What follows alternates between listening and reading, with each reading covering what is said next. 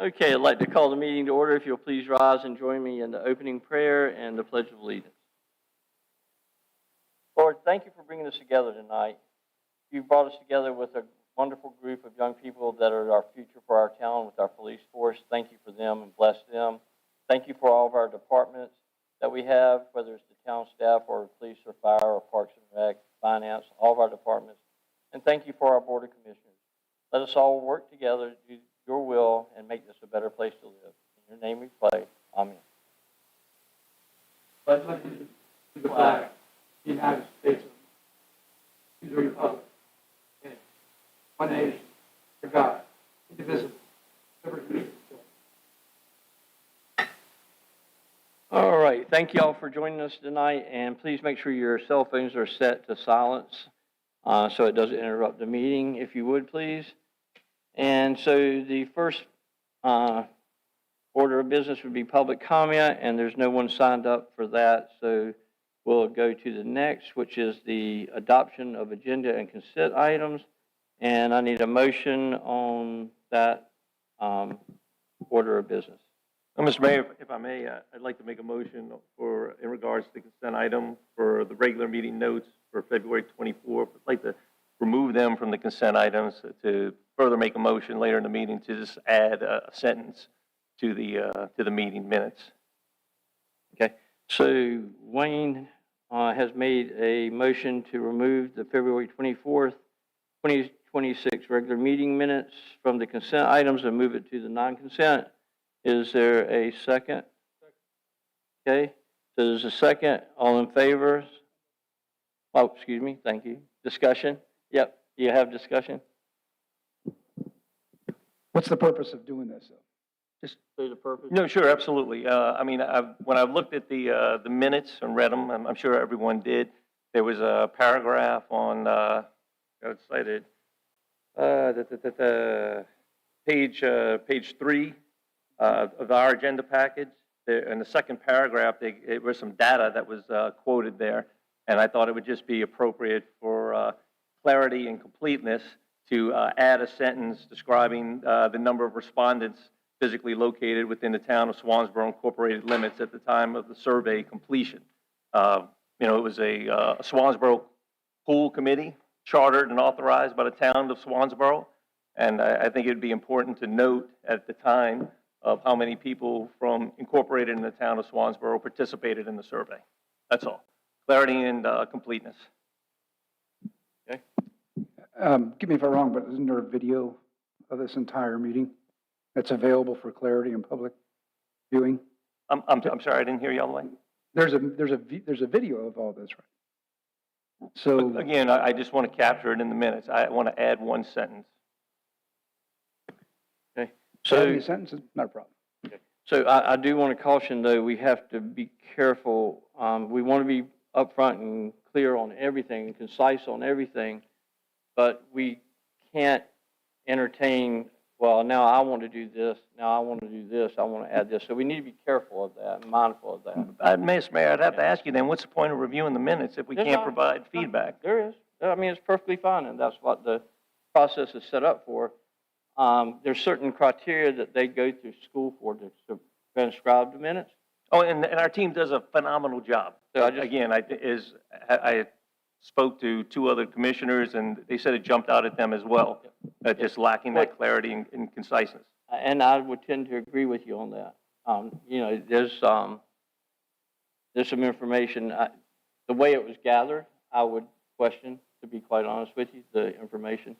I just want to be careful that we don't have a melee of everybody trying to do different things. Yeah, but, one of the things for me that stuck out with it is this was part of the presentation.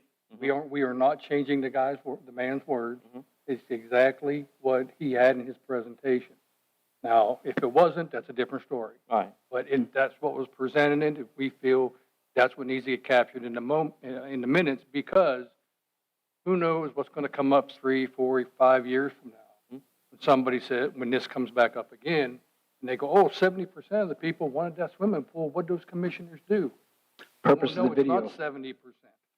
What's that? There's a purpose of that video that exists for public record. Yeah, and that is the reason we had the. And And here- with all here's the utmost thing, I'm respect gonna be to the careful, guys. question on it. As a board, like I said, it kind of gets down into the weeds of what they do. And I don't have a problem with them capturing either bulletizing it and then having the video back up every nuance and every content of every meeting. Plus the information captures all the presentations that were done. And it's got all the information in there. If a person wants to search for that, it's going to be in the public record. I'm like Bill, make a habit of this and you start doing their job. And I don't want to do their job. I want them to do their job. Okay? And I don't want to be influencing every decision that they make. We're supposed to be here to say, hey, this is the course to steer. And then let them land the plane at the end of the day. You know, we do oversight. Oh, yeah, and I completely. And I don't see, changing one sentence, if it's an exception, yeah. But if we get in the habit of doing this, you're entertaining what is, to me, the worst of a board could be. That's micromanaging the staff. And that's not what we do here. But it still goes back to, if that's the case, why are we voting on, why am I reading them? If it doesn't matter if I see something that is either wrong or I feel it should be in there that was discussed. Is We should anything take in it there off. erroneously wrong? What? Is it erroneously wrong? I can see correction if it's erroneous. In other words, it's 100% 180 of what it should be, of how it's worded. If we're talking about nuances, then you capture bullets, you get the meeting, you get the video, you got the So to information Wayne's point, packs. he just wants to add. Add a Some more sentence detail for to it. clarity And and I'm not trying to completeness, that's challenge you all. on it. I don't know where all the other That's what discussion we- is that's- twisting and turning this. I just, again, Yeah. would like to add a sentence, call me crazy, for clarity and completeness. Did y'all, you look like you wanted to say something over there. Mayor and members of the board, the one thing I would say is the state statutes say that full and complete minutes should be kept. However, there's a court case that says that all you really need to focus on is the action taken, if the board took any action. And whether there was a motion, if it was seconded, and if the vote was sufficient to carry, that's really the main part of the minutes. And there's a lot of subjectivity in terms of how much the clerk puts in the minutes to summarize all that took place. So to some extent, the state law is a little bit schizophrenic. It's supposed to be full and complete. But it's case law that says just simply saying in the minutes, discussion was held on this topic is sufficient. You don't have to go into the details at all. And the materials handed out, the official record, clearly supplements and fleshes out what's in the minutes. So those are the principles that are involved.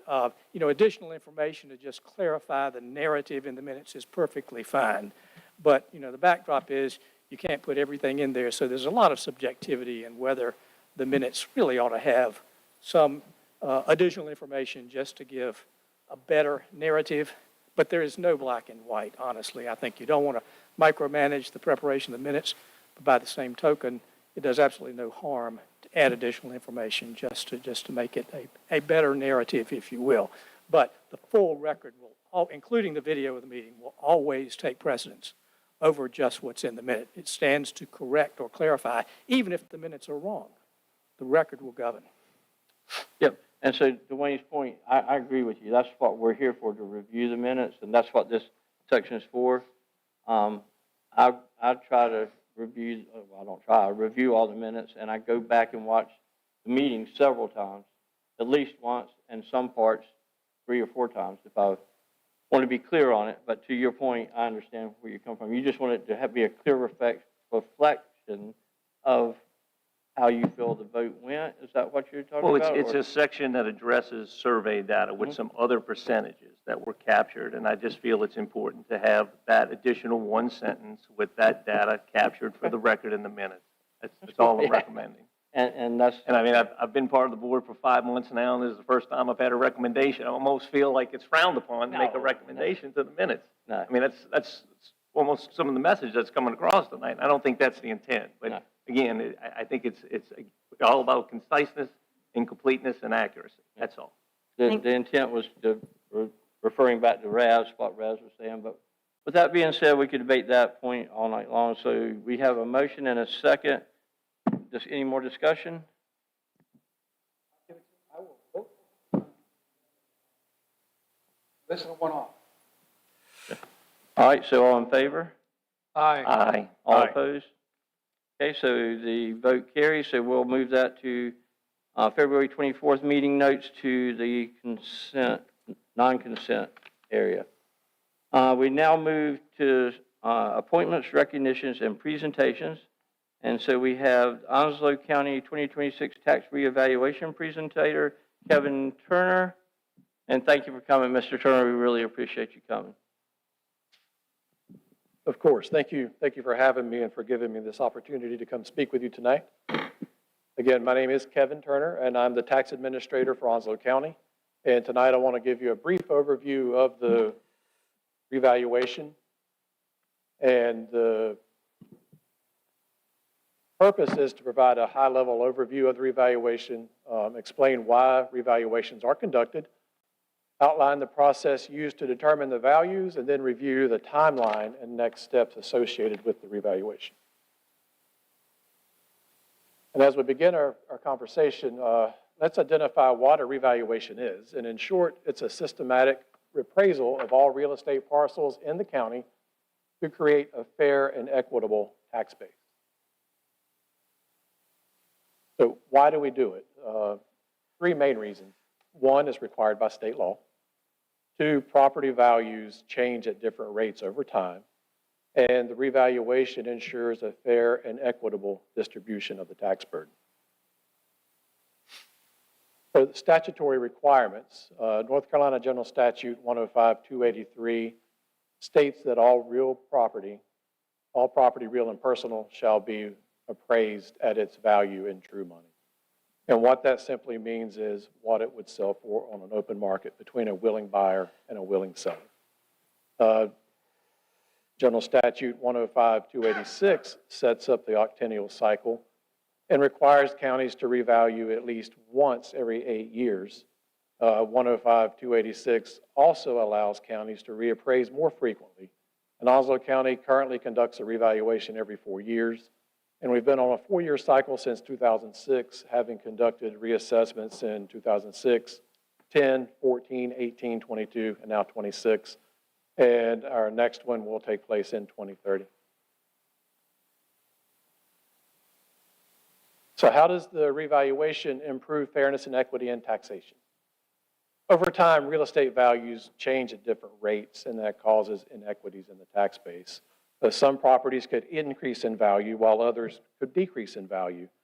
But if the assessments aren't updated, citizens could end up paying taxes on property that's worth more or less than the tax value. So the purpose of the revaluation is to redistribute that burden to ensure that everyone is taxed fairly. And what it does is it adjusts property values back to the current market values to create an equity and a fair distribution of the tax burden. So what does the process look like? We have a staff of appraisers. They review property characteristics, collect, verify, and analyze sales data. We develop a schedule of values. We complete statistical testing of the values, and we follow mass appraisal guidelines from our professional organization, the IAAO, which stands for the International Association of Assessing Officers. And we also follow guidelines by the North Carolina Department of Revenue. So the schedule of values, that's required by North Carolina General Statute 105-317. And what the schedule is the framework used to determine property value. It provides standardized rules, rates, and appraisal methodologies. It ensures consistency and fairness across properties. And before they are implemented, they have to be reviewed and adopted by the Board of County Commissioners. So timeline and next steps. The revaluation effective date was January 1, 2026. Value notices were mailed in February 2026. In March and April, we've been holding informal reviews with the tax office. And what an informal review is it's not required by general statute. And it's an opportunity for citizens to let appraisal staff know, hey, we don't agree with our value for whatever reason. The staff can either meet with the citizen face-to-face, speak with them over the phone, exchange emails. But the end result is the property is reviewed to ensure the value is correct. And if it's not correct, adjustments are made to do that. If it is correct, then we do let the citizen know either way that the value is correct.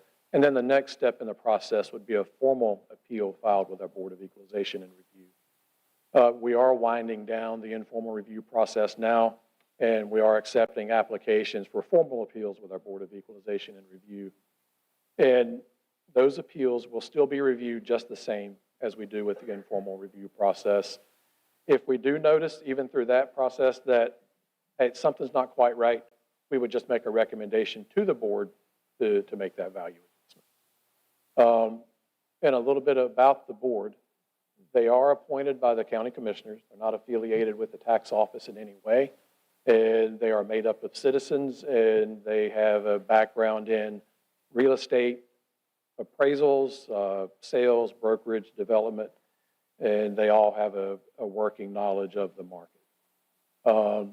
The board will convene on Monday, May 4th, and once they convene, the reason we have to stop the informal review process, once the board convenes, all the authority from the assessor's office transfers to the board, and I become the clerk to the board. So that's why we have to have a stopping point for the informal reviews to be able to have time to prepare for the formal appeals. They will adjourn on Monday, June 15th. That date is key. And the significance of that date is that is the last day citizens can file an appeal in 2026. Once the board adjourns, that closes the appeal window until 2027. All appeals that are filed timely will be heard in 2026, and sometimes those appeals carry over into the fall, which leads to the question, well, tax bills have gone out, the value's on there, what if my value changes as the result of an appeal? If that's the case, an updated bill would be generated and sent that reflects the decision of the board. So as I mentioned, the effective date of the new values was January 1, 2026, and will be the basis for the tax bills that will be due September 1st, 2026, and we anticipate the bills to be mailed out sometime in July, August timeframe. So the key takeaways from the revaluation are that it's required by state law. It does ensure in fairness and equity. The values are based on market data and they're applied consistently. And there is a formal review process available for property-specific concerns. And as far as filing the appeals, that can be done in several ways. You can call the tax office, we can walk you through it, or go to the tax office website. There's an online link there that will walk you through the process as well. And you can do it all online. That's just for your convenience. And with that, if the board has any questions, I'll be happy to do my best to answer them for you. Sure. So who's the arbitrating authority at the end of the day on deciding? The board as a whole, they take a vote? And is there a majority that carries and when a person has an appeal and comes forward for the review? Right. Yeah, the way the board of E&R works is there's 5 members, there's a chairman, and it's a formal, informal setting. The board will hear from the citizen first as to why they think the value is incorrect. Mm-hmm. Then they will hear from the tax office, and then they'll decide right there as to what the value is. Sometimes they agree with the tax office, sometimes the citizen. Sometimes they come up with their own value based on the evidence that's submitted. Okay. And would they go to a formal review in front of the board, like you said? Is there ever a time when the property appraisal is maybe you guys find it was too low, and then you actually raise it from what it was originally billed? Yeah, that can happen. There's a risk. Yeah, it's rare, but that can happen. But it does happen. It can. That's not our goal is to do that, but it can happen. Okay. So Because at the end of the day, we're charged with ensuring the value is at market value as of January 1st, whether that's too high or too low. To piggybacking on that, if you are in the informal review process and you ask for a formal review, you become bound to that at that time, don't you? If you come back with a different value, or am I misunderstanding that? Now, if you go through the informal review, and let's say, if I'm understanding correctly, the tax office makes a change. Comes Does- back unfavorable to you. Yeah, and you don't agree with it, then you can appeal that decision to the Board of Equalization. In the formal period as well? Okay. Yeah, in the formal period, yes, sir. Yeah, the informal, as I said, is not a statutory requirement. It's just something, a service that's provided to try to rectify any issues before the board convenes. So you really have two opportunities? And taking that a step further with the board, if you don't agree with their decision, you can file an appeal with the North Carolina Property Tax Commission in Raleigh, and that appeal is more formal. So in other words, y'all are giving everybody an ample opportunity to try to come to terms with it? Because it went up quite a bit, as Yeah, we all know. right. I'm sure y'all had to deal with a lot with that. It did. Now, so I've got one other question too, and so the state says every 8 years, but we do it every 4 years. Is Right. that because we're in such a high growth area, or why would we do it that way? Yeah, the intent is to reduce the sticker shock that can be associated with an 8-year reassessment. And as we've seen, several counties that are on a 7 and 8 year cycle have seen 80, 90% increases across the board. And it's designed, and the intent is to reduce that. That makes a lot of sense. Kevin, if I may, given the, as I think it's already been alluded to, the very high revals that came back this cycle, do you know off the top of your head what the average Onslow County percentage increase was and what the average Swansboro percentage increase was? Yeah, actually, both were within 35 to 40%. And just a follow-up, or I guess an additional question to see, I know the county board is in a similar situation as we are, as all the municipalities, as we look at a tax rate, and given the unknown guidance that may or may not come from the state. Have you all been led to believe something may come forth from the state this month, next month? Because obviously that's going to drive what we can and can't do, when it comes to revenues or a tax rate and so forth. Yeah, you're exactly right. And honestly, we have not. I know that the committees are meeting and discussing options, and I think there's a vote coming soon, but we really don't have any idea what that could look like. We will probably find out when everyone else does what the results were, and we will just have to react accordingly. Thank you. You're welcome. Actually, I do have a question. Kevin, how long does it generally take to do a rebound? As soon as this one is over, we're going to start working on 2030, probably around July. And the process begins with property reviews. And then as we get closer, we start gathering sales data, analyzing sales and doing a statistical analysis. So it's an ongoing process that's never really truly finished. So it takes you 4 years for every Yeah. 4 year? It does, three and a half, really. As you start we'll be starting in July 2026, and the next one will be January 1, 2030. And we'll go through the same process all over again. So I did a little homework on what an annual dual salary is, the average here in Onslow County with a family of 4. And with the increases that are projected to happen between the county town with Onwassa, with Duke Energy, Johns Onslow, that health insurance, I know some of them things. What I would ask you to do is take back to the county commissioners and your team and putting those numbers together. Families can't afford it. It's not going to happen. And again, that goes back at the end of the day, we're charged with assessing market value as of January 1, and that's based on property sales, what people are buying and selling the properties for. And as far as whether the tax impact, that comes with the tax rate that is set by the respective boards. That determines what the citizens pay. Of course, the value is one component of it. That's been established. The second component is the tax rate, and that will be set sometime between now and June 30. I would just ask to go back. Yeah, to the no, I commissioners understand what and you're discuss saying. with it. So Yeah. it's going to be tough Yeah, I agree. with everything. I understand. So, thank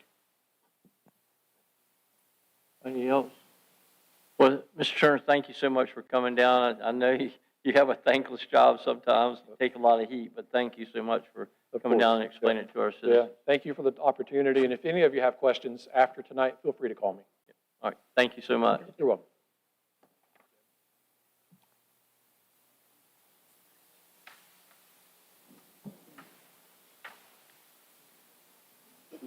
All right, so now we'll move from that to Cadet of the Year, Cadet Seymour, and Wayne's going to do that. Mr. Mayor, Commissioners, thank you. This evening, like as you said, we'd like to recognize our Law Enforcement Cadet of the Year. And at this time, I'll turn the podium over to Deputy Chief Brim so he can give you a little insight and say a few words. Hopefully, they'll be nice about this young man that we're here to recognize tonight.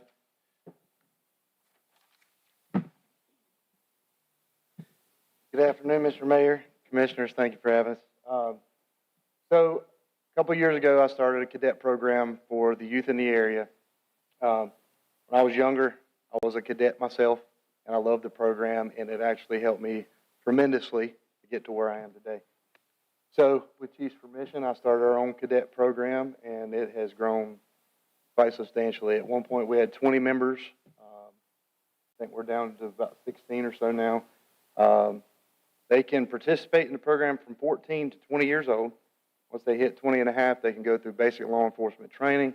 We will sponsor them to do so, and then they can come work for us. So it's a mentor program showing them what we do as law enforcement, and it's been really awesome. Tellis here has been with us since the start of the program. He has volunteered a ton of hours to help us out. Just several months ago, he had a job cleaning a daycare, and when the lady went to go pay him, he's like, "No, I want you to go write a check to the Swansboro Cadet Program to help us with some funding and stuff like that." He has reached the rank of major in the program, which is the program president, so it's the highest rank you can achieve, and he's just been an all-around great kid, so we'll let him come on up.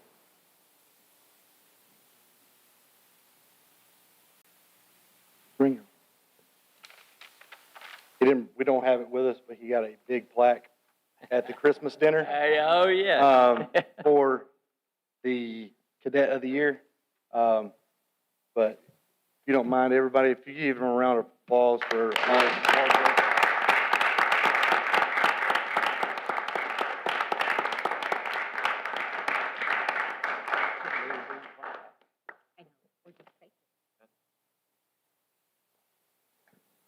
Putting him on the spot. Yep. I'd just like to say, without this program, I truly don't know where I'd be. And I just want to say, I wouldn't be able to do any of this alone. Thankful for Chief Taylor and Deputy Chief Brim, by far the best people I've ever met. And all the rest of the cadets that are here at the moment. They are the foundation of this program. And none of this would be possible without them, or any of you guys for that matter. So I just want to say thank you all.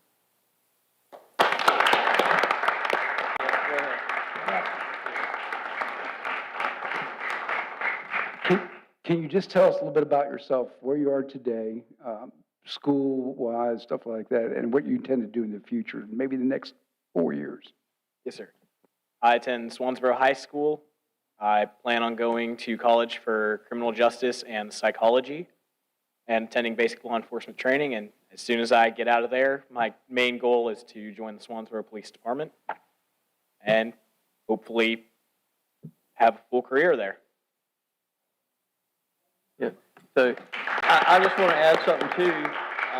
This young man, from my understanding, was instrumental in helping with establish the cadet program and recruiting people and getting people to come. And thank you, sitting on the front row, for volunteering to do this and learning how the police department operates. We're very fortunate to have such a good police department and fire department. So thank you so much for participating as well. And congratulations, Major Seymour. Thank you. And if you come down, let us.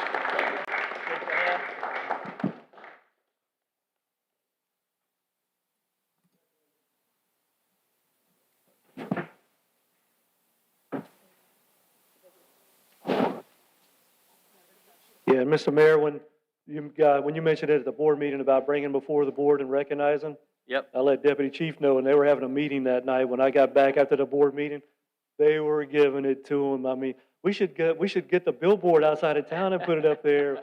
Take out something in the title and news, but that's a good crowd and good group of kids, and they love to give each other a hard time, but Well, it was great. It's good to see you wanting to invest back in our community. Mm-hmm. It's great to see, and we need people like you. You're the backbone of our community, so thank you so much.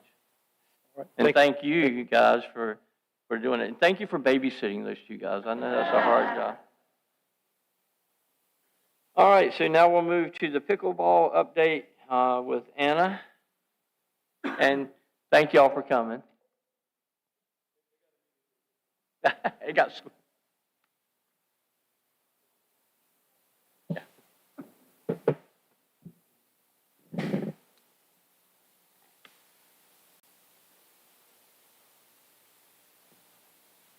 All right. Good evening, Mayor and Commissioners. Thank you for having me tonight. I do appreciate it.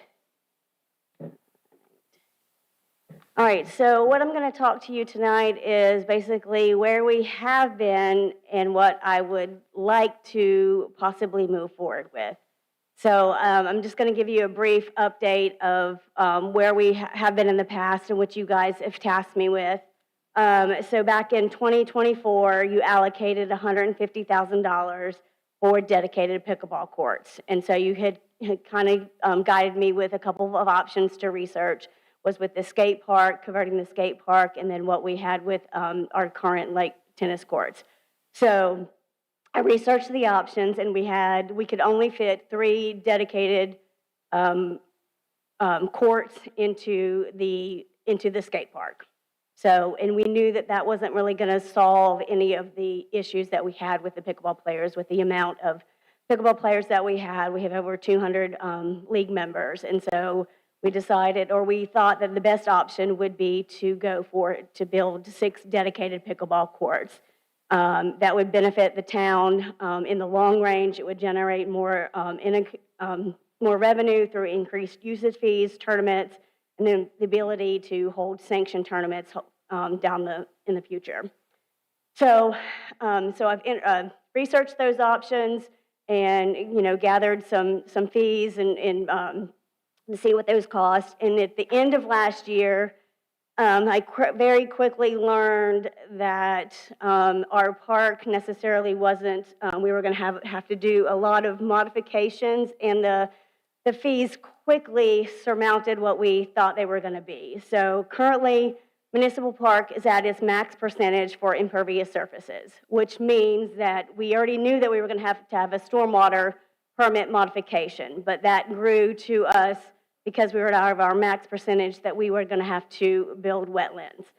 So, I mean, it can be done, but it's going to come at a lot higher cost than we anticipated, more like triple than that the cost. So then I started thinking, okay, what can we do? How can we get funds? What can we do to maximize, or so we don't have to have the town foot all the costs, take on all this cost for just the dedicated pickleball courts. So at the conference I went to in February, on my director's conference, I actually attended one of the sessions, which was with grant funding, and I knew we were going to have to seek grant funding. And let me see. So it was they were talking about how you could leverage grants against each other. So the goal would be to apply for 2 grants, which would be the Parks and Recreation Trust Fund grant, which is part of, and the LWCF, which is the Land and Conservation Fund grant. And each grant is the dollar for dollar grant. We are already an LWCF site. Municipal Park was already built with LWCF grant funds, which we would be in favor of, meaning that because we are already a site, we would be renovating, we would be adding to the park, which is seen as is also favorable. We've also received part of grants for our sites in the past as well, which is also favorable. So that would be the goal, is to apply for both of these grants and leverage them against each other. So LWCF, like I said, it's dollar for dollar match. The max amount that you can apply for is $750,000. So Partif can be the local match for that. And the Partif is up to $500,000. And the project must be completed within 3 years. The Partif grant is also a dollar for match, and that would be the local match. The max amount that you can apply for is $500,000. LWCF can be the local match for that grant, and that grant also has to be completed within 3 years. The good thing about applying for these grants, so all of the requirements, all the public meetings, all of the civic group meetings, the presentations, everything that you do, they can count as one. So I don't have to do triple or double the work. They can all be used for both of the grants. So that's another advantage of doing both of the grants together, is that I'm not having to do double the work. You can use all of the same, everything that you have to do, because a lot of the requirements are the same, you can do them for both of the grants. They can count, as long as you make the intent that you are doing it for both of the grants up front, you'll be able to use the same amount of work for both of the grants. So why should we combine these into a larger project? So one, you're going to increase grant competitiveness, and you're going to maximize your scoring for Partif and LWCF for multi-facility projects. So for example, on the Partif, one of the scoring options, on one of the sections for the public recreation facilities, you get points for every section. So there's 3 different questions, and so you get for new facilities, 3 or more new facility, you're going to get your max points. So if you get 1 facility, you're going to get the lowest amount of points. So having more projects on your grant application is going to score you the max points. So, and then the second question, one of the second questions on that section is if you have like facilities, so if you're building a similar facility that you already have at your site, you're going to get 3 or more, you're going to get the max points. 1, you're going to get the lowest. And then if you're doing any major renovation, 3 or more, you're going to get the max points. 1, you're going to get the less points. So that's an advantage of doing multiple projects into one. So we're going to leverage the local funds more efficiently with the dollar-for-dollar match. We're going to reduce the overall cost through shared project and construction management. We're going to streamline the stormwater, environmental, and state approval process. And it's going to demonstrate strategic long-term planning and local responsibility. So timeline, I know that these grants you need to do consistently, and we're actually kind of at the right time. They suggest that you actually do LWCF first and then Partif. So LWCF will open up this May, and then you will, and it closes, it's due in November of this year. So, and the awards are announced in the spring of 27. And so Partif will open up in November of this year, and the applications are due in May, and then the awards are announced in 27. So at the end of November of 27, we would know if we have both of the grants and so forth, and then hopefully if we would get both grants, then we would have both the grants in hand, and then we would be able to move on. So what would the next steps be? So first we would need to decide if this is something we want to do. Do we want to move forward with combining the projects and go forward applying for the 2 grants? If so, we would need to commit to apply by June 1st. I've talked to a couple consultants already, and in order to be able to start for LWCF to be able to start with all the requirements that are due for the grant, we probably would need to start working on it by June 1st. And so that means I would need to put out an RFQ for a consultant pretty soon to be able to go ahead and get started. We would still, obviously, we would need to establish a budget because we only know the cost approximately for the dedicated pickleball courts, and we would need to decide on the other components of the project. The other components that I have discussed or that I've thought about is obviously we know that we've already put in the CIP for this year we put in for the tennis court renovations to be resurfaced. We need a new tot lot. And then we have the skate park renovation. So there is actually more than 3 of our components that we need, so there's actually 4. So we're combining 4 major projects in the park into one. So like I said, there's our components that we would need to do. So we would still need to establish that budget, which we would come back to you once we've established it. But we would need, in the meantime, we would be establishing the budget and going ahead and putting out that RFQ for a consultant, because we would need to hire a consultant to manage these 2 grants effectively. So just a couple of budget scenarios for you to hopefully to make this make sense. So anything with a budget of $1 million and under would cost the town nothing. So and I'll explain this the best that I can. So part of, like I said, the match is $500,000, or the max amount that you can apply is $500,000, and your LWCF is $750,000. But we would just say our $1 million budget, we would just be $500,000. So our local that we're applying for part of, our local match is actually going to be our LWCF funds. So when we apply for part of, our local match will be LWCF, which will be the $500,000. So that makes the town 0. And we're applying for LWCF, our local match will be the Part F funds at the $500,000. So that would, the cost to the town would be 0. This is all in a perfect world. We get the $500,000 for each grant. We had a $1.25 million budget. The cost to the town would be $250,000. We get that from, because LWCF, the max is $750,000. Part F is $500,000. So Part F would only match $500,000 to the $750,000. So that would still leave $250,000 that we would have to have our local match, and that's where you get the $250,000. So where we would be at now is so that we have the $150,000 that was allocated in 24-25.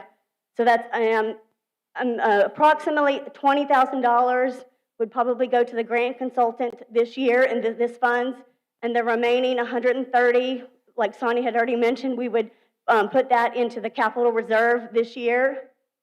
And then once the budget is established, we could either you would make the decision how you wanted to put this into the CIP plan, whether you want to put this into a 1-year plan, 2-year plan, or 3-year plan. The projects would have to be completed within 3 years once we receive the grant.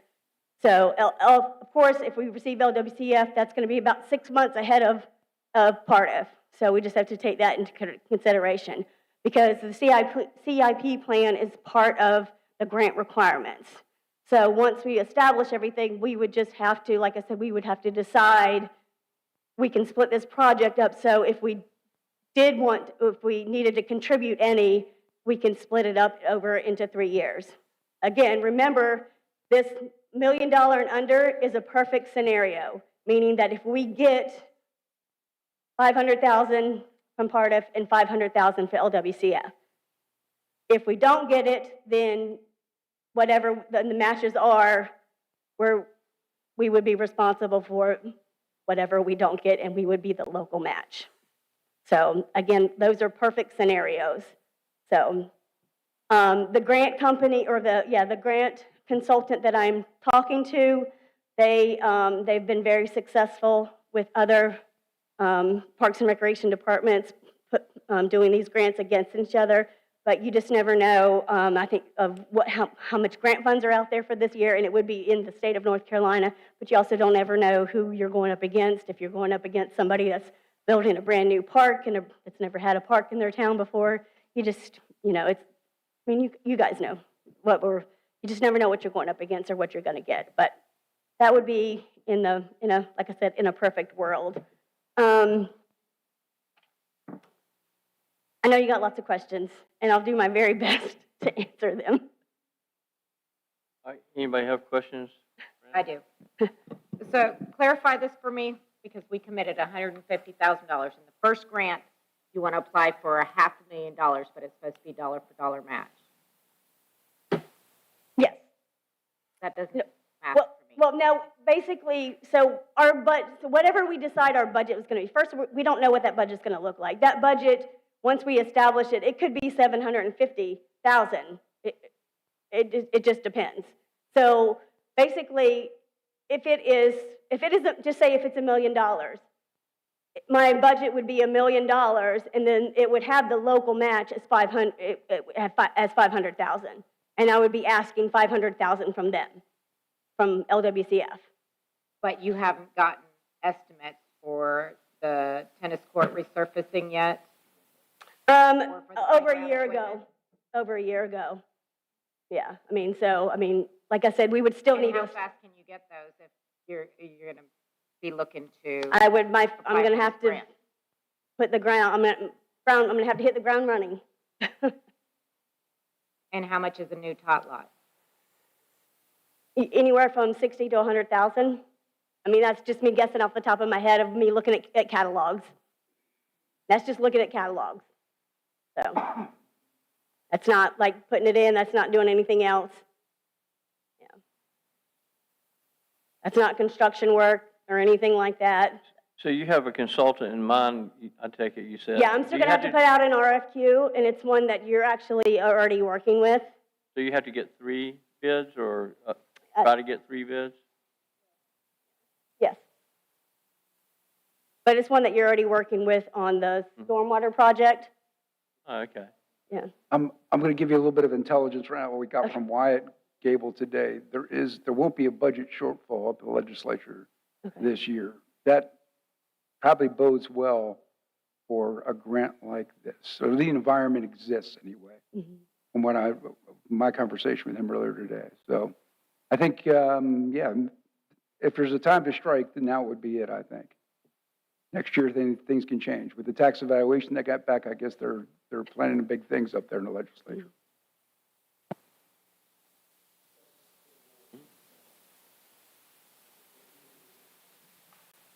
Anna, Okay. can I ask a question or two? Yeah. Could you go back one slide, please, to the optimal scenario? Yeah.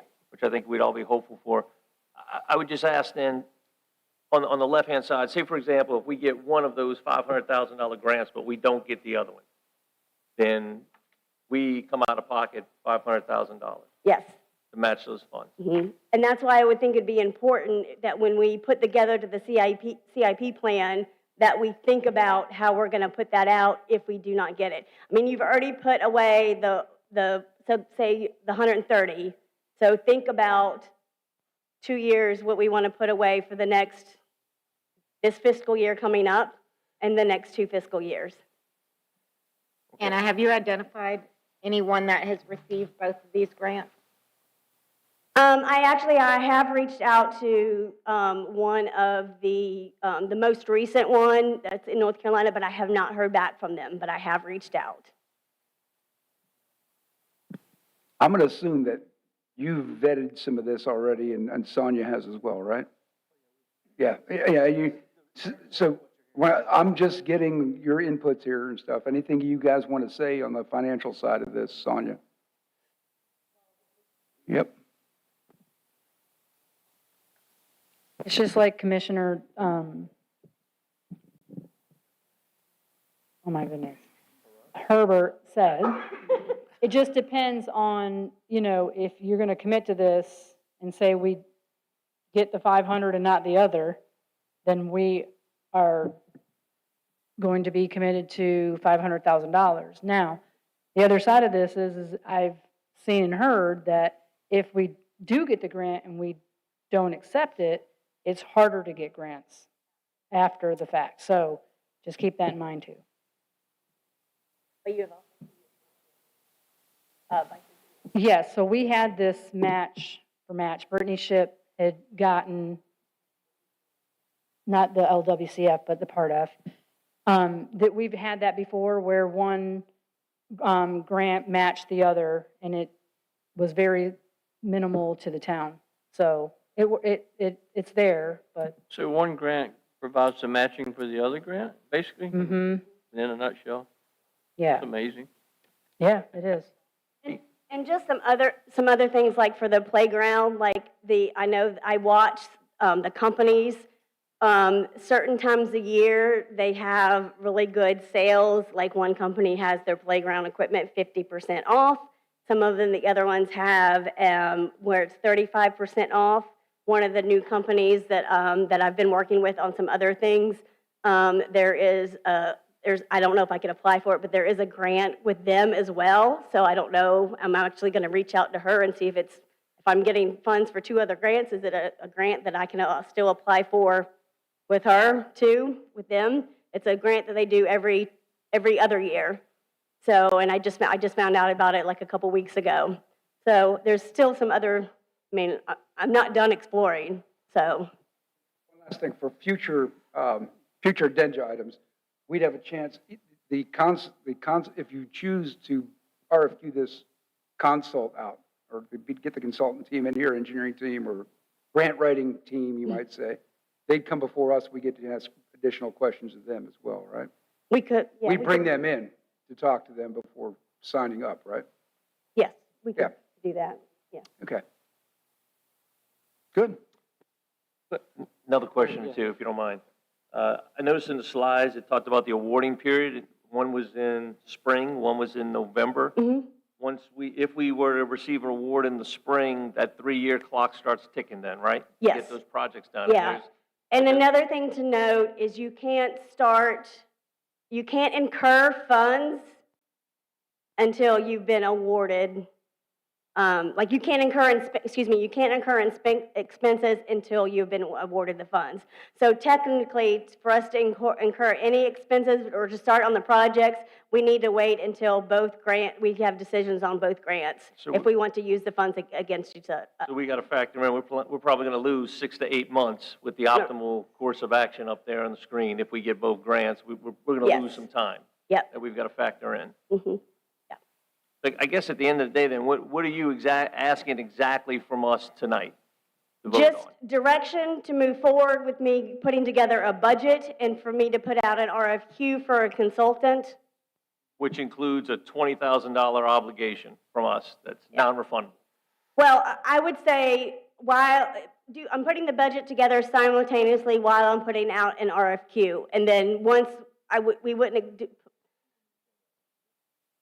Yeah, we would use part of the 150, but I wouldn't say that we would hire the consultant until we have established the budget for you to be able to look at. We have no obligation for that 20,000 right now. No.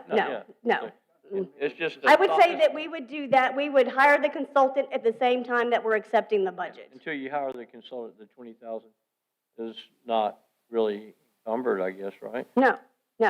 I still have to put out an RFQ and we have to do a selection, exactly. which is going to take at least probably 6 weeks. And then, so once we were to do that, then the 20,000 would go to the consultant, and 130 would go back into our fund balance. Capital reserve. Okay. Mm-hmm. In that RFQ time period of 6 weeks, you think that'll still support making the deadlines for the submissions? Because one's... Yeah, Okay. That's the process. Just don't bother me for anything else. Okay. So what Anna is looking for tonight is board direction to proceed with the grant preparation and consultant procurement to meet the deadline, right? So you're asking for direction. Do we want her to go forward with it, or do we want to nix it? Okay, got a motion to go forward with it? Second it. Any discussion? All in favor? Aye. Aye. All opposed? So please get us some new equipment. Well, thank you very, very much. I appreciate it. No, thank you, Anna, for all your putting up with the heat and everything. Thank you. Okay. Hey, I just want to say this in closing, though. Great presentation, by the way. Think about the longer term in the strategic plan you were mentioning, that once the facilities get larger, so does the maintenance and the budgeting for that. So just keep in mind what it's going to cost to maintain the beautiful thing you plan to create. So are we doing the special events? That was in consent, right? Okay. Yep, so we're good with that. Okay. So we've got non-consent now, right? Which we moved the February 24th. Huh? A, B, and C, then make the item we pulled off the consent agenda, make that item D? I couldn't hear you, I'm sorry. Yeah, give you. Yeah, there you go. That's going to be item 7.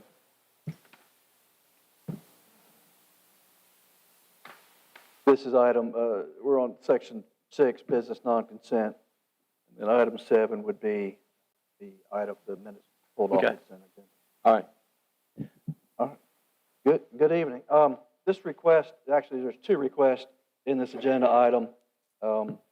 One, to seek the funding that we need to complete the renovation of the visitor center, and 2, to authorize a contract to Steel Construction for the actual interior renovation of the structure. The total estimated cost of the renovation is $97,760. There's several funding sources, and that's part of the discussion tonight, is how to come up with the full budget, project budget of $97,760. The funding that we have and are seeking is $30,000 previously allocated from the Swansboro TDA, $21,000 that was committed from the Swansboro TDA just this past week on April the 9th, and $22,500 from the Town of Swansboro Downtown Improvement Funds. That's what's remaining of some funds, $60,000 that back in 2024, the board authorized us to do several other projects downtown, and we have $22,500 left out of that 60 that I want to apply to this project. And last, $24,260 of a fund balance appropriation from the Town of Swansboro. Now that is somewhat perhaps in flux because we have a pending request to Onslow County TDA for $21,000, but they don't make that decision on their request until they adopt their budget in June. So we do have the option. I believe I discussed this with you at our meeting our last meeting, to wait on that project if we want to wait to hear what the county does for that $21,000 request, or go ahead and fund it and reimburse ourselves in the event that we do get funded. So you would be potentially using $24,260 of fund balance. If you get the $21,000 from the TDA, it'd be only $3,260 of fund balance. That's your $97,760 for the total project.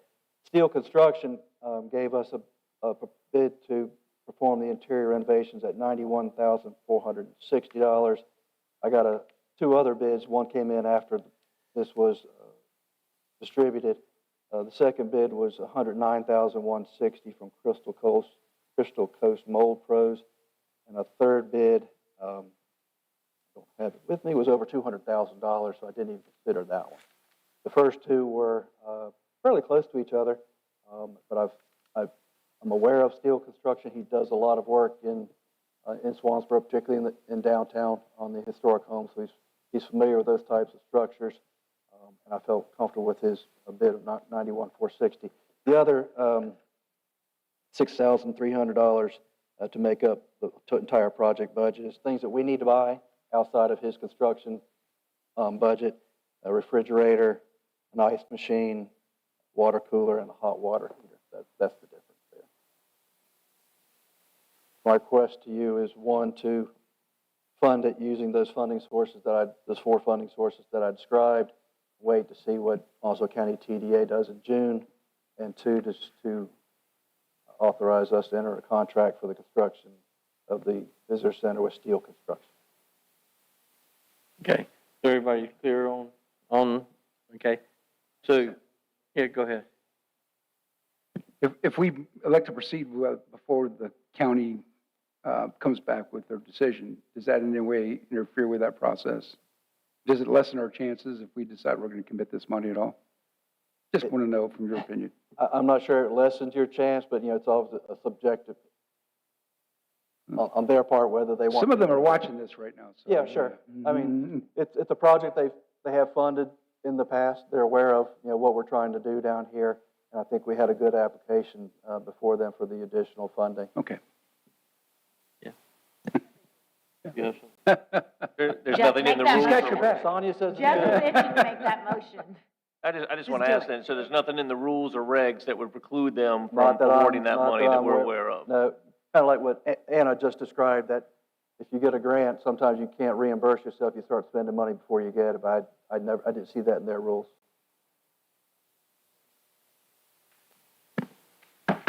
You have a question? I think make a motion to Okay. proceed. Oh, Okay, motion to proceed on the table from Tim. Is there a second? Second. second. Okay, got 2 seconds. So, all in favor? No, any discussion? All in favor? Aye. All opposed? So, yeah, please proceed with that. And I know you talked to quite a few people, and it's, some people didn't even come back with a bid. It was kind of dismaying that they were like that. But If you haven't seen the outside of the building lately, the Public Works guys have done a great job preparing the outside of the building for paint, and they've pretty much got the first coat of paint. Looks really good. yeah, it's looking a lot better. Yep. All right, thank you, John. That would be, Sonia would be next with budget ordinance amendment. Well, this is going to be easy. So you just approved the visitor center, so I'm going to go to option 2. So we have budget ordinance amendment is requested for multiple departments. One is the Parks and Recreation for playground repairs and replacement. Funds are requested to complete necessary repairs and replacements at Municipal Park and Pirates Den. This includes replacing a section of a tube slide at Municipal Park at an estimate cost of $1,200. Additionally, chains on both the adult and child swings at Municipal Park and Pirates Den require replacement. This includes regular swing seats and toddler seats. The estimated cost for chains, clevis, connectors, and replacement seats is $1,500. So that's item 1.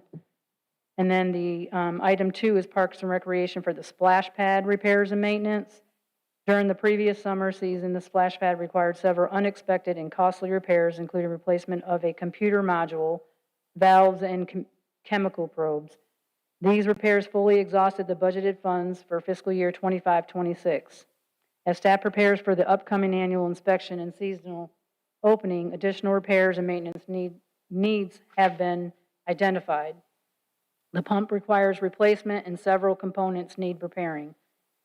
It is anticipated that approximately $1,000 will be needed to open and operate the splash pad through the end of June.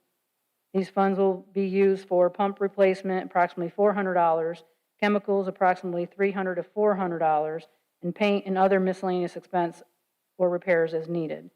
Staff is requesting a total appropriation of $3,700 from fund balance to complete the necessary replacements and repairs of playground equipment and at Municipal Park and Pirates Den, as well as perform the repairs on ongoing maintenance for the splash pad as outlined above.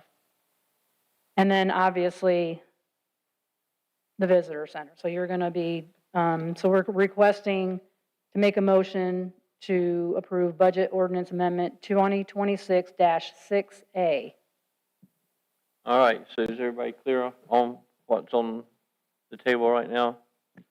Yeah, I The got, visitor center and parks and, during their comments, Yeah. it said it was only good up until June. Why is it only up? Because the fiscal year ends in June. Okay. And then the new one, she has budgeted for July 1. Motion to approve? motion to, okay, so there's a motion. Is there, okay, a second? All, any discussion? All in favor? Aye. Aye. All opposed? All right, so that passes, and thank you, Sonia. All right, so we'll move to future agenda. Good evening, Mayor and Commissioners. For your upcoming second meeting in April, we do have the NCDOT Division 3 TAP project. We'll be bringing a resolution in support of a Hammocks Beach Road intersection situation. We will have the Parks and Recreation end-of-year report. We will have an agreement to discuss regarding the Seaside Arts Council and looking for approval and award of the EOC Public Safety Building RFQ. Looking forward to May. Right now, we don't have any definite items to list on that one, but it might just be a little too early for that one, but I'm sure there'll be some budget come up in May. Does the board have any other items they wish to bring up for consideration at future meetings? I've got one, maybe we could have a presentation. We're going to a meeting tomorrow at Major Caper's house, and he has an ongoing program in Jacksonville called the Bucket Brigade, and what they do is they teach people how to grow their own food, and they work in conjunction with Salvation Army, so it would be no extra burden to the town, but they're interested, and we talked to them, and I'll talk to them again tomorrow, about possibly getting the Bucket Brigade down here in Swansboro as well. It's only in Jacksonville right now. We're trying to help him. It's a charitable foundation that he has, trying to help expand that some for him. So I'd like to see that on the agenda somewhere. Would they need a permit? They can do it in the fall. Is when the next planning would be. They've already done their spring planning, so it's not a big rush. But I mean, if we could get it on the next one, or by the end of the month, we could start planning for it. They would come and present on their plan and the board decide at a meeting? Is that what you're in? Well, I just like they for would them to do a presentation so everybody knows exactly what it is. Okay. And I don't think it takes any vote from the board, because it's all kind of like self. So it'd be for educational purposes? Yeah, they manage it themselves, and it's just a matter of we kind of help sponsor it and give them a platform to kind of bounce off of. Okay. And do you have a contact I can reach out to schedule that? I do have it, but I don't have the lady's card with me. She is the Salvation Army director, and then of course Royce Bennett with County Commissioners is on the board, so he'll be at the meeting tomorrow, as well as the lady from Salvation Army that I'll be, and I can get that to you. I've got her card at my house. I should have brought it with me. Okay. Sorry. Well, I will add that for a date to pin down with them. Okay. Anybody else have anything? All right.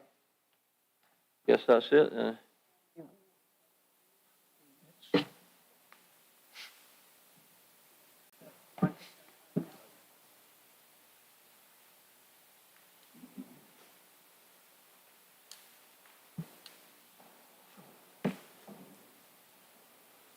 Ready? But yeah, so we're going to do the. Item 7, item removed from consent. Yeah, I was getting anxious about it. I want to go ahead and review. So this is the February 24th meeting notes. Yep. Correct. Okay. So what, you want him to restate what we're looking at, or? Just, the only comment I would add is if there is some, maybe some discrepancy about exactly what Mr. Prain did say in his presentation, give us a chance to go back and listen to the recording to exactly what his quote was. It may be in the report itself, but if he didn't say it, of course, we wouldn't have captured it if he didn't say it. So I would just let us come back and report back to you what it says and make sure we've got it captured correctly. Just to clarify that, John, when I say quote, that was quoted from his brief, just like those other percentages in that paragraph were quoted from his brief. But then So that that's makes sense all I why was she looking would, to that add makes it. sense why she wouldn't have captured No, it. Right. Again, totally understand, and Okay. not finding fault. Because I didn't hear it, she didn't hear it, and I was like, well, maybe we need to go back and listen to it to make sure we got it just right. But then that makes sense if it wasn't in there. So, you know, it's not that it's an inaccurate minutes. I think to Raz's point about, you know, the completeness of the narrative, I think is what we're trying to get after. Sure, yeah. You know, as the town attorney said, it's kind of, minutes can be very brief. You don't have to. It's just you know, the feel of when you're taught to take minutes, it's not like a court proceeding where you take verbatim. You're just capturing the essence of the conversation. But certainly the board has, they can do whatever they want to add to the minutes. Normally, it's a mistake we've made. We didn't get somebody's vote right, or we just missed something, missed a motion. But if you want to add a quote, that's perfectly fine. That's all we're looking to do. Add a sentence is all I'm proposing. The report, now, the PowerPoint presentation is attached to the minutes. So if they did go to the minutes, that would be attached electronically. You would.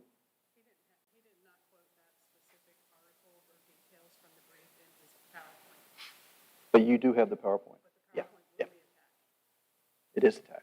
So the PowerPoint's attached, but he didn't necessarily address that in the PowerPoint, as could be happen with any PowerPoint delivery. Anybody could skip over a point of it. Okay, so you need a direction, whatever, or? yeah, certainly, yes. So we need a motion. We will need some type of, Bless you. some Okay, type of Jimmy. action on how you want to proceed with that. Okay, so do we want to add that quote? Let's just make a motion to add that additional sentence of survey data to the February 24th regular meeting minutes. Is that the quote? Yes, I provided the quote in an email. It was Sunday Okay, evening. I'd like as to a have that quote recommendation. read if we can, so we know what I'll be happy to read it for you. what we're voting on. Sure, it's specifically from February 24th on page 5 of the presentation and page 35 of the agenda package. Quote from the package: geographic analysis conducted through the ArcGIS platform identified 44 respondents physically located within the town of Swansboro's incorporated limits at the time of the survey completion, along with 7 respondents located within the Swansboro extraterritorial jurisdiction, ETJ, unquote. Okay, that's it. Right, so, but we're not sure that was actually said? It's heard it? it's in the brief. In the brief, but not on the recording? Just like the other survey data in that paragraph is So, in the for brief. instance, I'm talking about, is it on the camera during the meeting that he read that? That's what I'm getting at. Sure, I just would like to see it captured in the minutes as a future record. Someone picks up the minutes 6 months from now, 6 years from now, they'll have a more complete, accurate snapshot of that agenda. I understand and That's I all I'm agree with seeking. you, but I'm just wondering if he said that in the meeting. Did he actually No, say that? I'm sorry, when I say quote, I'm quoting the slide material, so you Okay. know it's verbatim. It's not verbatim, excuse me. It's not something Commissioner Herbert made up, pulled out of thin No. air. It came off of his brief, Did just it like come his out- other survey Did it come data. out of his mouth, though, is what I'm guessing. No, and I don't know if his other survey data came out of his mouth, but I know it came out of the brief. So again, I'm just looking to add the sentence to the minutes. Yeah. Okay. So we need a motion? Or do you, I believe that you'd like to have motion a has little been bit more made. time to review it, wouldn't you? Or what's your thoughts on it? It wouldn't be captured because it wouldn't be recorded. It's in the written notes. Yeah, So we so wouldn't have- it you would didn't not come have- out of his mouth necessarily. I don't believe it did. And so it's hard to capture But if the that board then? wants to add that piece out of the written notes, yes, you can do that. So what it comes down to is, it looks like how it's written, is 500 Swansboro residents approved this at a 70-some percent, which it was only 44 residents Or actually Swan. that were actually Swansboro. And that, I don't see where this has got bigger than what it needed to. It's just a sentence that's put in there to capture what was actually from Swansboro that did the vote in the town limits. Yeah, I understand. I don't want to make a mountain out of a molehill either. See? No, I just want to make sure. Yeah. Oh, from the. That's where the survey.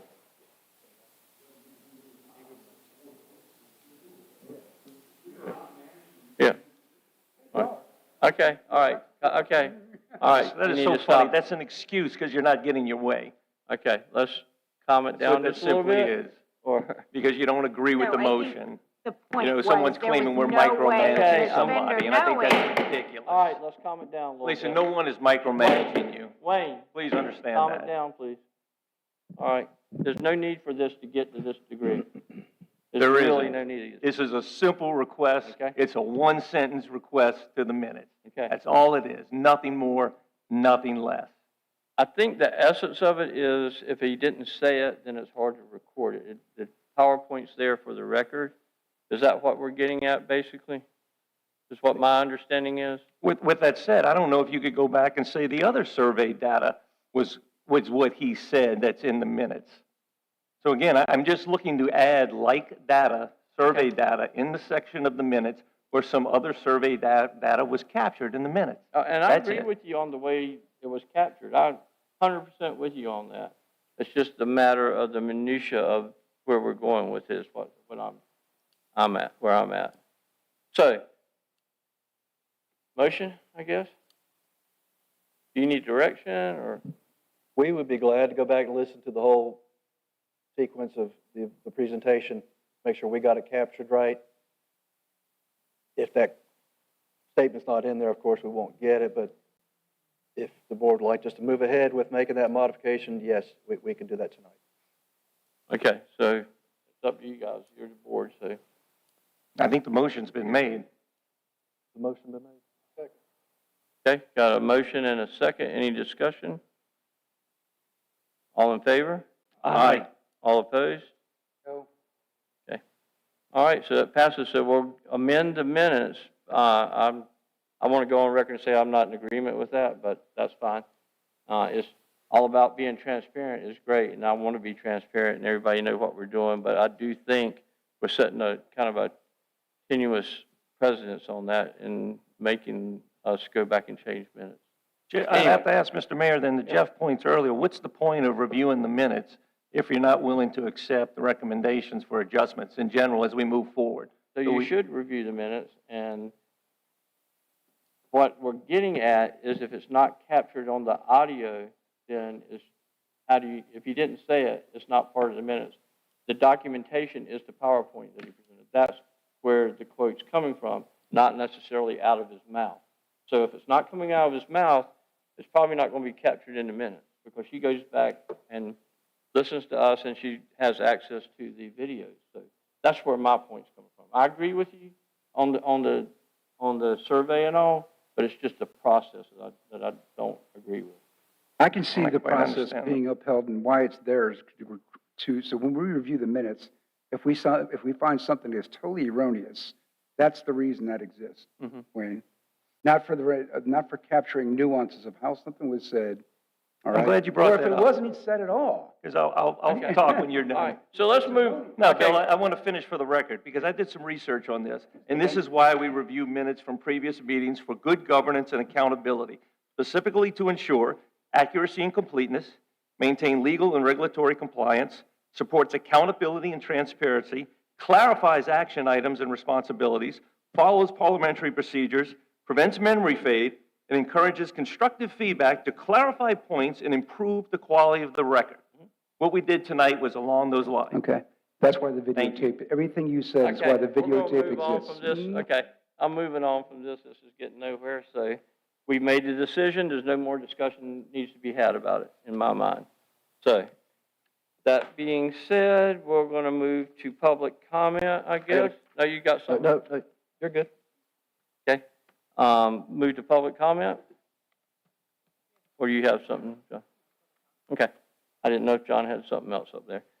All right, so there's nobody signed up for public comment, but I'll always open it up to see if anybody would like to comment. So does anybody have anything they want to say? Okay, this is doesn't have to pertain to the meeting. It can pertain to anything, and you have up to 5 minutes, and just state your name and address, please. Yeah, right there is good. All right, my name is Tim Simpson, live at 609 West Shore Drive. Been here close to 39 years or so. I've made my living on the water most of that time and enjoy doing that. It's my passion.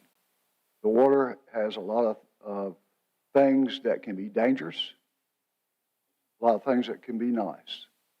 What I'm here to address is some dangerous things. First of all, I'd like to thank the town manager for having the no-wake zones put back in. That has made a big difference in the boats coming by, not throwing the huge wakes they were before the no-wake zones were put back in. Okay? The next thing is, does the town own the streets that end at the water? Okay. Does anybody know? It's just a comment section, so it's really not a Okay, question. all right, yet. I'm gonna be Yeah. But that's faster, something all right, for us all to right. compile. Reason being, over my many years living in this town, at the end of every street was public access. Yeah, and I've seen some as well. Public access. We have a few public access now.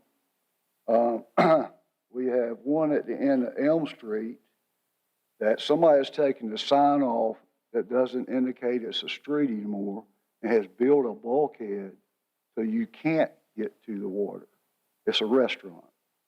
Same restaurant at the end of Water Street has a public camera access. You can't get to it. People are parking their cars at the restaurant so people can't get to it.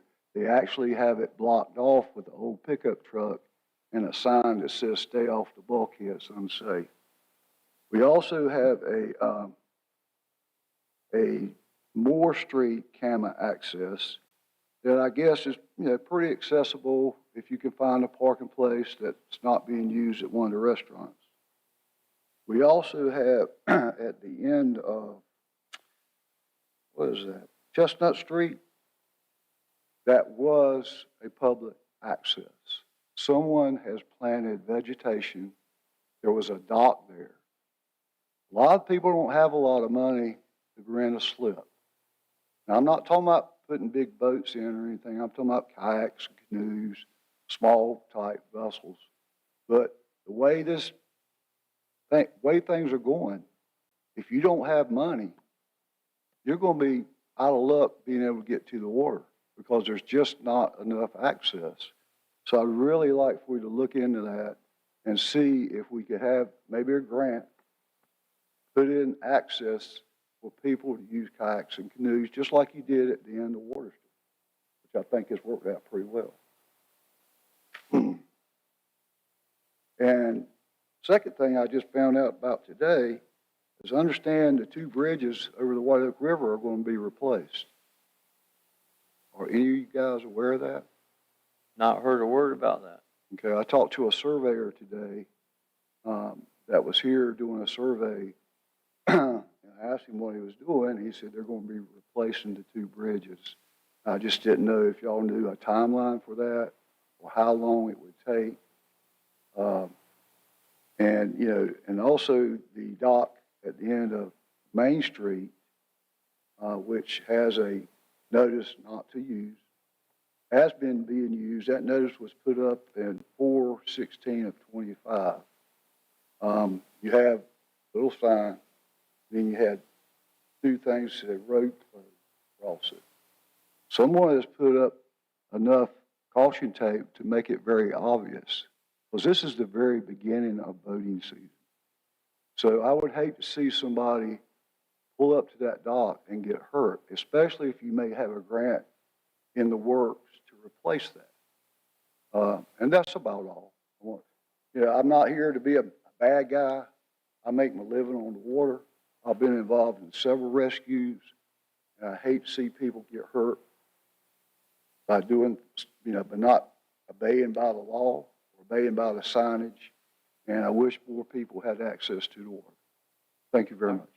Thank you for your comments, Tim. Anybody else have anything they'd like to say? Okay, with that, that's the end of public comment. We'll move to the manager's comments now. John, since you're already there. I just have a few things I want to make you aware of. Recently, the board's had some discussion about the timing of the signalization of the lights on 24, and we did submit a request to the signal technicians at DOT to look at the timing of the lights on 24, and they did give us a response back last week that they had multiple technicians, and I'm kind of summarizing his report here, to come look at the issues, and they found no detectable issues with the signalization. The signals currently run multiple coordination plans throughout the day to best improve the flow of traffic. These signals are retimed every few years for growth and change due to traffic volumes. They do struggle with the Queens Creek intersection due to school drop-off and pickup and the high volume of traffic that surrounds that particular intersection. They said that's a tough one for them.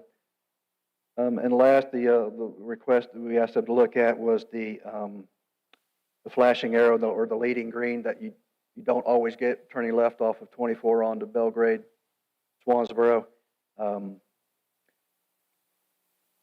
Their response was the flashing yellow arrows are programmed to have a delay to allow small volumes of traffic to turn left without impeding the flow of traffic going west towards Jacksonville. So you would just get a caution, a yellow light, while the traffic still got green going the other direction, you can turn left there. If they stay there too long, more than 15 seconds, the delay will kick in, turn the lights red on the other direction, give them a leading green for safe passage to make a left and, onto Belgrade Swansboro. So that, if that makes sense, why sometimes it's yellow and sometimes it's green. It just depends on how much traffic's stacking up there to make the left-hand turn. But to keep traffic flowing, it's usually going to be a yellow, leading yellow. Can we get a copy of that, John? Email to us? Yeah, sure. I'll be glad to give you a copy of his email. Yeah. Thank you. I was also asked, Mr. Herbert asked me the other day how the visit with Congressman Davis went. He came last week to see us. As you know, Congressman Davis just recently, his district, 1st North Carolina Congressional District, was redrawn, and Swansboro is now part of that district. This was new to him, and he was new to us, so he wanted to come down and visit with us to see what was going on here in Swansboro and what our concerns were. And obviously, we told him our number one project was the EOC, so he wanted to go see it. It was a very good visit with him and his staff. And in fact, that evening when he left, they sent Chief Randall an application, said, fill this application out. We want to see if we can help you. Because, of course, we told him we certainly could use some more funding for this project at about maybe $6.8 million if we wanted to do the other phases that we didn't do outside of the EOC, and to make sure we had enough funds to complete not only the building, but training centers, fuel depots, and stuff like that we know we didn't have any funding for. So we filled out the application, and they were more than gracious to take it, and they took it to Senator Tillis' office, and together they're going to see if they can get any additional, no promises, any additional funding up to, I believe their max, I believe, was $6.2 million, but certainly we were open to anything that they were willing to do for us to help us make sure we have enough funds in that project to do everything we would like to do. So that remains to be seen, and I don't have the dates when they might take that up, or when we might hear that there's any additional funding. But it was just a nice opportunity, and he was very gracious to do that for us, and he was very excited that it's something they're very interested in is EOCs, police stations, fire departments. That there's a lot of federal funding for those types of projects. John, if I may, then some of the other projects I saw that were in the email that you sent back to me that y'all discussed with him, nothing was discussed about those further. It was just the public safety building and potentially the other projects associated with it, training, fuel farm, and so forth. Is that correct? I think you had sidewalks, downtown, flood protection was another item in the email you sent me. It's another. Sure, I had them all laid out on the table if you wanted to see, but that's the one he grasped hold of. Yeah. Okay. Thank you. Yeah. Didn't he take a packet with him? I'm not sure if he did or not. Yeah, I gave him a packet of all that, the Tiger Dams and all that. Yeah, they followed up with the application for the assistance for the EOC funding. But it was pretty gracious of him to accept it and forward it and work with Tillis on trying to get us federal funding that would really push us over the mark with our public safety, I think. Make Dwayne happy, he gets something on his side. And last, just to make you aware, Tim was just making comments about waterfront access. Just make you aware that this Friday, we're going to submit a pre-application back to the North Carolina Public Beach and Waterfront Access Program, the same funds that we got to replace the Main Street dock. We're going to submit an application to them for the Riverview boardwalk in the amount of $382,045. There's a 25% match, just like the Main Street dock. If we were funded, it'd be $95,511. This would be to essentially replace all the decking, the handrails, and all the bolts on the entire boardwalk. So essentially be rebuilding it in place, not expanding it, not changing its location or its design, just replacing the timbers.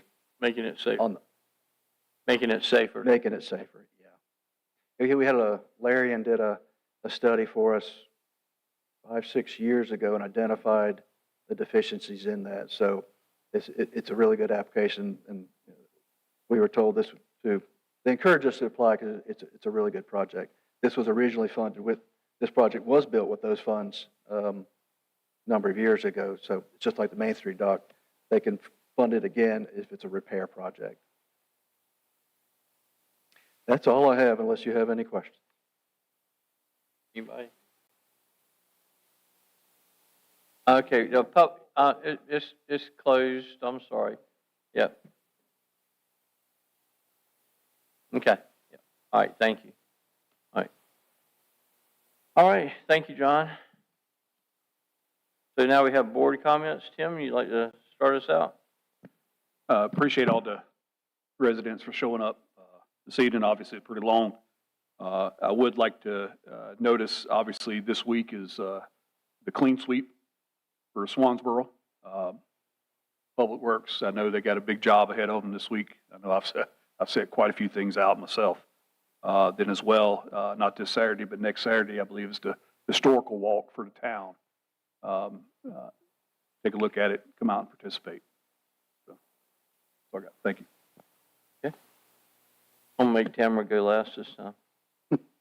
All right, another meeting is ended, or, we're going to go into closed session later, right? Okay. I want to just recognize those young people that were here today. Chief, I think you do an outstanding job. Like I said, the recipient of that award said he didn't know what he would do at his time, and I can only imagine the time of adolescence and stuff in the social environment we live in nowadays. Thank you again for your hard work and efforts. Sonia, awesome job. I'm always going to ask your advice when it comes to anything I hear financial and stuff. But at the same time, we got to reach our own decisions based on the facts. But I do appreciate y'all's efforts. John, enjoyed our meeting today with Wyatt and stuff. Learned some things and stuff. And if anyone's out there listening, young Wyatt Gable is looking for a job. I would promise I would try to help him in and assist him in that and stuff. He's a young man with a lot of energy, and I want to thank him for making time to come down here and talking to some of those concerned constituents today. But I appreciate it. Everybody, be thankful for every day, okay? Because tomorrow is never promised, that I'll tell you.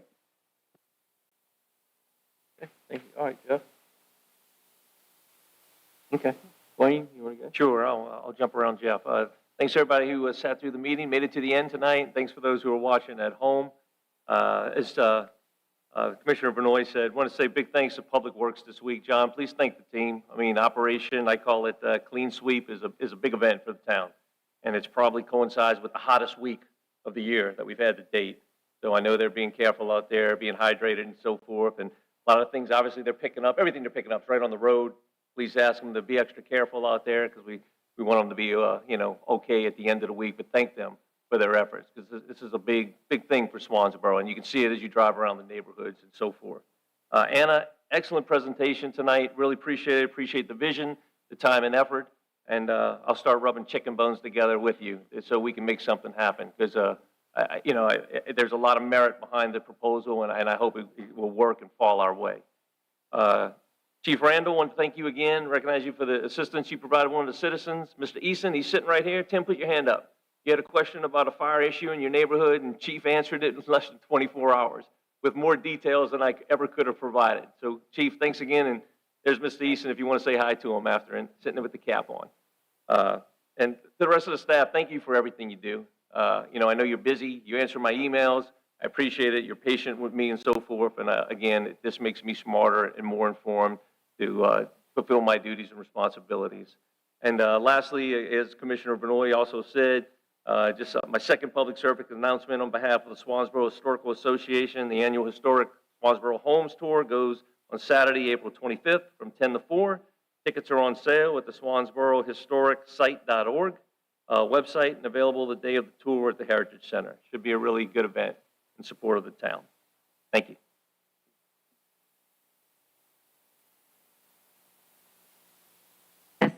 Janet, it's always good to see you. Staff, thank you for everything you do.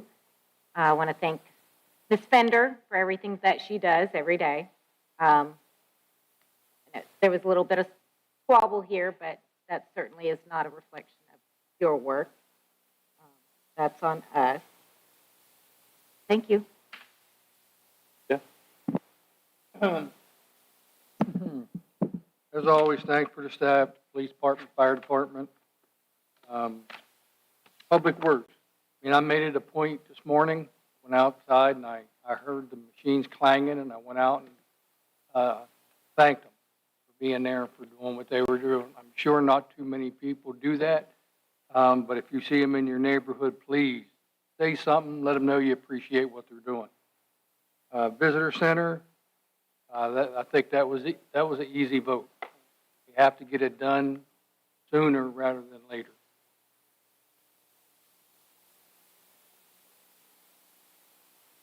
All right. Yeah, likewise, thanks to all you guys sitting over at that table over there in your departments.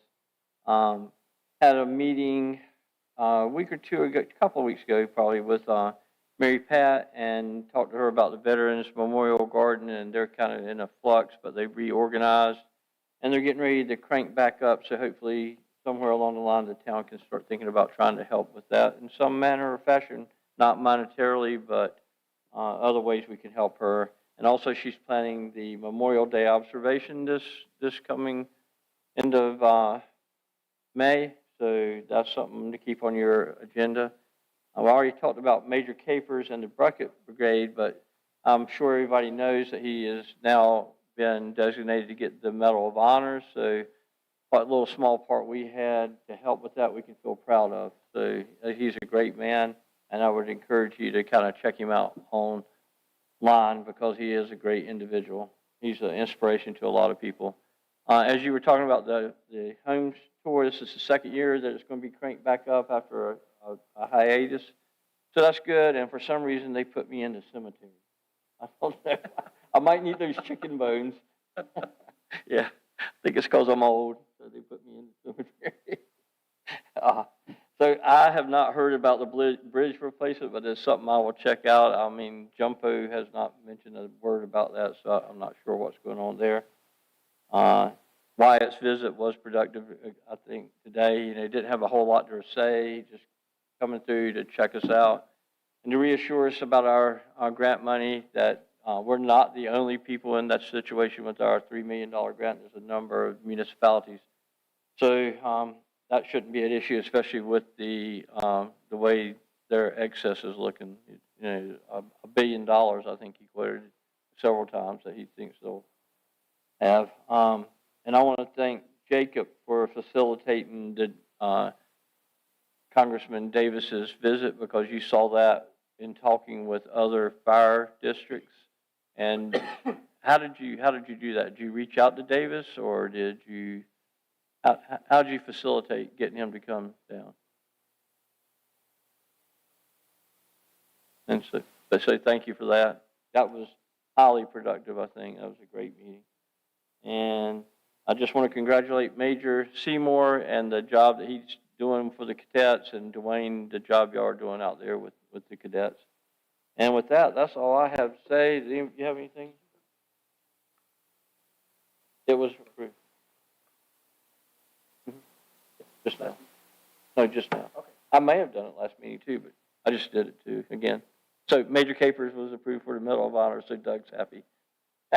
All right. So with that, anybody else have anything else they want to say? Comments? Okay.